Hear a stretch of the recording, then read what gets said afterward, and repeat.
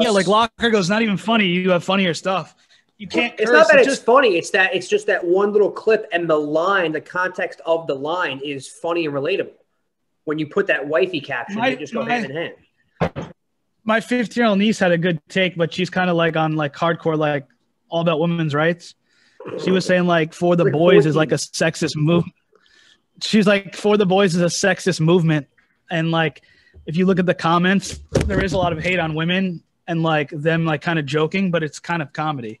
And like, she doesn't realize it yet. Like she thinks it's like a bad thing. Like her friend group would like look at it in a negative light. And like, all I do was supply a joke and content. And like the other people like just had their opinion in the comments. And she was saying like a lot of negative comments on women. So I'm looked at as like a woman hater, but it's not true. It's just that's a reflection on the person commenting, not you. Isn't that crazy though? Same premise for comedy, you would think.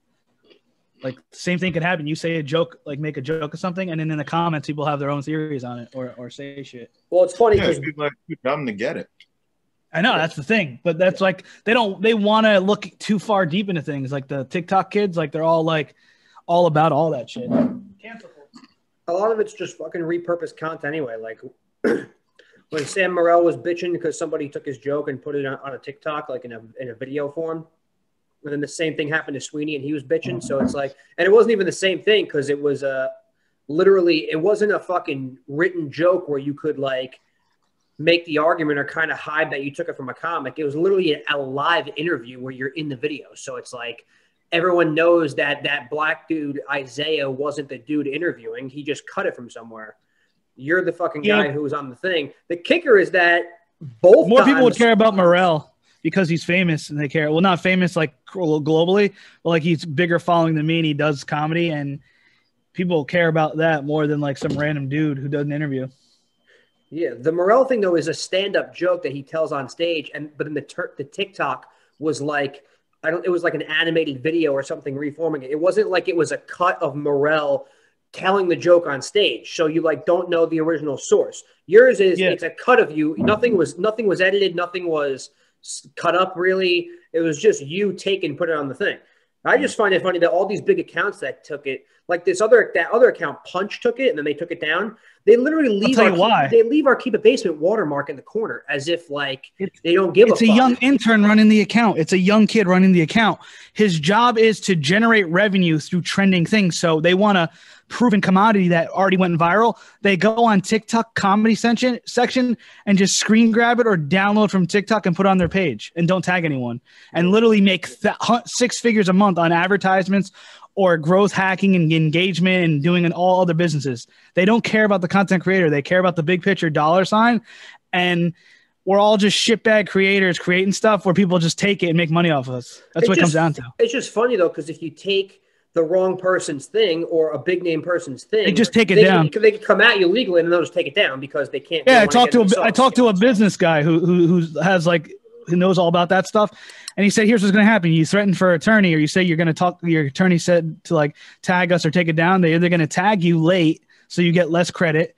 Less views and shit and less people following, or they're gonna see it late, or they're just gonna take it down. And we've had full send. He's like, "We credited you." I told you the hot girl reached out, and that's a funny story. And then the other account, they wrote back, "Well, sorry about that. We took it down." They ain't trying to give credit. Because like they look at it like this. Some people pay, like there's models who pay for these shout outs like thousands of dollars for their OnlyFans promotion. So they'll put them on and they paid, but like they have to like accept what you're putting out and they don't want to make anyone famous. Their job is not to make Keep It Basement huge or you huge. They want you to they want to get paid off that shit. It's funny because you would think, why wouldn't they shout you out? They're already the big account getting everything, but regular people will pay them. Care. So it's like, pay us. And then they don't want to lose and people like us aren't going to pay. So you get the other one. You get the just fuck you, pay me. And we don't get it. Like people don't get it. Like another thing they do is growth engagement. So they'll build up real people, but they'll find ways to get followers through giveaways or shady shit.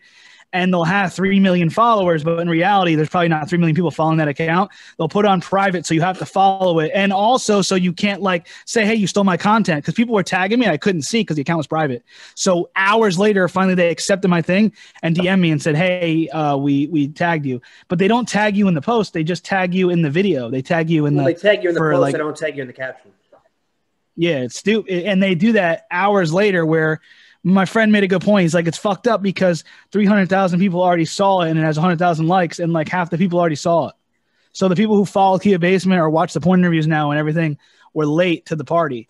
And like the best way to be is to tag ahead of time, but it's never going to work. The only way that works is if you sign a contract with World Star, they think you're funny and they own your content. You don't want them to own your content anyway. No.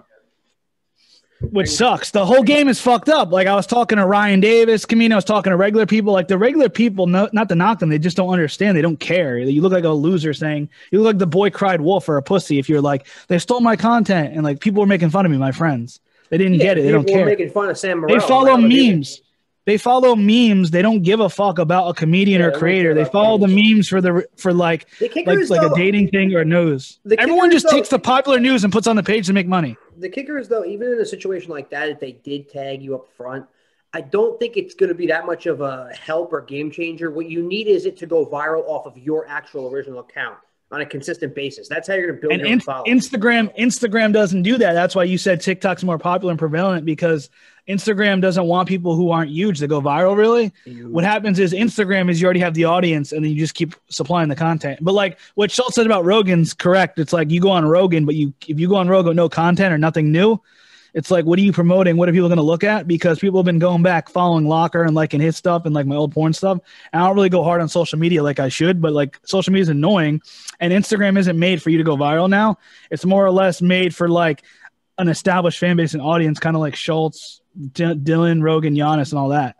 Yeah. They'll shout you out. Like if they shout you out, that's more big. Like if Rogan shouted you out or posted something, that's more big than a full send. But like these little like entrepreneur snaky kids who run those accounts, like they're in it for the money. They're not in it for like the comedy or entertainment. Like it shows that it gave me confidence to say, all right, like what I do is funny and entertaining.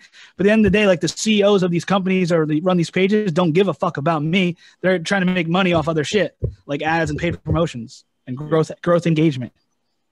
Yeah, so they're just going to repost dumb, like they're going to repost relatable shit or entertaining shit that's not theirs, but proven commodity. Yeah, yeah. Like if it goes like viral, I'm actually surprised, like the Isaiah, like the original one, the TikTok, because he wasn't big. He had like a few thousand followers, but he wasn't big.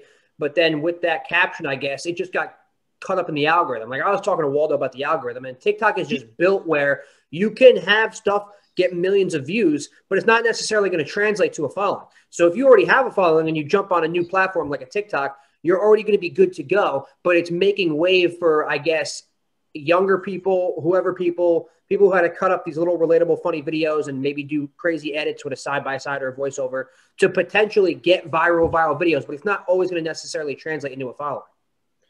Yeah. It's just weird. It almost seems just like it's almost like you're just gambling with content at this point. Pretty much. It's almost like all the people that got on were because they they put a lot of stuff out in volume till something hit. It wasn't even like zeroed in. It's almost like a business model that's not geared towards any sort of consumer. It's whatever. That's what my homie said. Yeah, it's whatever latches first. That's what you cater to, which isn't really sustainable. I don't think, you know what I mean? No, it's funny. I was asking people what to do, and they're like, put out porn clips, little clips every day. And then I had a homie who was like, it ain't going to work. You got to put random stuff out. And like the way TikTok's built is off like spawn like random shit. Like you said, like if you put a clip out every day, one will hit. But if you like put out the same concept clip like every day, it might not do anything. So he was like, put random stuff out, and then the big hitters randomly. He's like, don't go big. Just like get your foot in and then create content first. But it's stupid because basically what TikTok is for comedians, I see it, not knocking any comedians, but like they're just taking anything that's trendy and popular and putting their own spin on it. And they know like people have short attention span. So they're going to do something popular for like 20 seconds. And it's like more, I guess it's more relatable these days than doing a podcast where people are like, it's going to take an hour long to listen to somebody they don't know. They have to like know you, I guess, you know? I don't know. I was thinking about it. I was telling you about the TikTok thing. It's like comedians just take what's trendy and viral and just kind of put their spin on it to get in that algorithm and the views up. Like it's not really anything crazily unique. I just kind of hate having to perform towards an algorithm though, because that kind of changes everything. Like that's what I said. You could kind of have the best idea or take on something, and it just gets lost in nobody seeing it. Yeah, I know. It's like the same thing with being great on stage in a joke right now because of the comedy world right now. And it's like, it's just tough. It's annoying. And it is a gamble creating any kind of content because it could just get taken or resurfaced or even edited up. Like technically, we only saw that one like that got cut from the YouTube and got posted and went viral because people sent us the videos and we were caught onto it. But there could be others of our shit out there or anybody's shit out there that they just never came across. And we saw the kid posted one like a month ago. And we just never caught on to that one. It also didn't go as viral, but that's just what it is in terms of repurposing the digital content. Stand-up's a little different because if you're going to cut someone doing an actual joke on stage, obviously that's you. But in your situation, in Mike's situation, he was interviewing Brandy Love. He's not a huge name. There's not a huge name tied to it, so you can just cut it, and you're just putting it out for that relatable little line where she said she sends women home to her house, and you can put the wifey thing because that's the joke. Every 17-year-old kid wants to marry somebody who will let them fuck other women. And that's the funny part. That's the relatable part. And that's something that's going to just get cut around. And that's what's going to get put on these raunchy channels, these Full Sends or these bar stools or whatever else. And let's be honest, I could send Full Send a thing. You still got to credit the source though. Always. And that's the thing. They just don't give a fuck. So unfortunately, you have to go through what we were doing the 2 days where it's like all of our friends blast the comments, let's DM a million times, our logo's in the goddamn corner. Let's fucking threaten them. Let's do all this shit, even though we don't have much of a name behind us. Our freaking logo's there and it's not your content. We did it.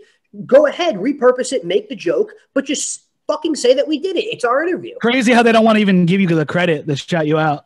And they're the huge pages already. That's what I'm saying. But they're not. The reason they're not going to give credit is because pay me. Like we have a giant name. We're getting your name out there. We have 3 million followers. How about Ryan Davis? He said people are making 6 figures on other people's content. It's true. It's sad.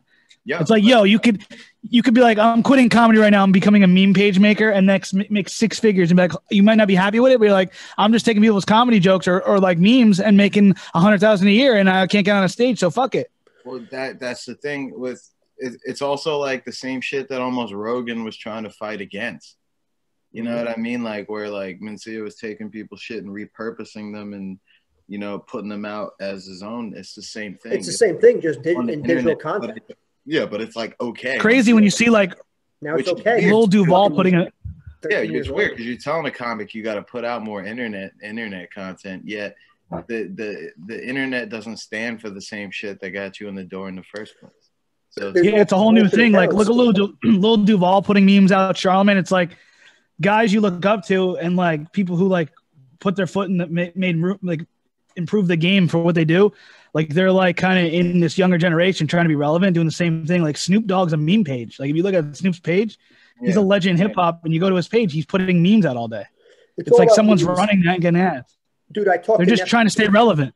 I talked to a girl from Netflix the other day, and she's like, "You got any memes?" It's all about memes and this dumb like relatability. Relatability, and not to say like I like memes. Like I'll admit it. All my friends obviously like memes, and that's the thing that a regular everydayer is going to relate to, not somebody who creates their own content.